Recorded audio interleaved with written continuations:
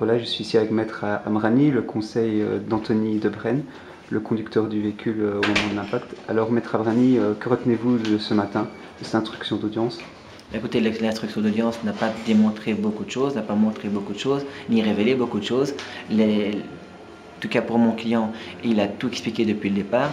Il assume la responsabilité d'être au volant, malgré que d'un point de vue technique, il y a un rapport dans le dossier qui dit qu'il y a des empreintes génétiques de plusieurs personnes, dont aussi des empreintes génétiques inconnues.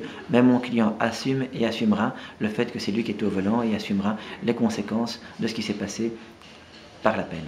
Justement, la juge ici insiste beaucoup sur cet expert qui pour lui dit que normalement votre client au moment de l'impact devait absolument voir d'après ses conclusions techniques. Vous savez, monsieur l'expert a dit beaucoup de choses. Il a dit, je me souviens lors de la reconstitution, qu'il était techniquement impossible aux prévenus de changer de place lors de la fuite. Ils ont démontré que c'était possible.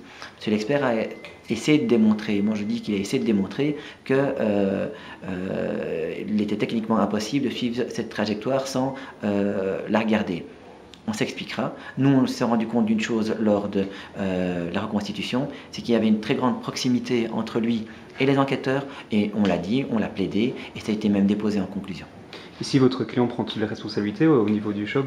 C'est lui qui conduisait. Est-ce qu'on n'est pas peur justement qu'il prenne pour tout le monde? Mais écoutez, il prendra la responsabilité, il le sait, et c'est lui qui était au volant, techniquement il était au volant, donc s'il doit prendre ses responsabilités, il me l'a dit depuis le départ, il prendra ses responsabilités. Merci.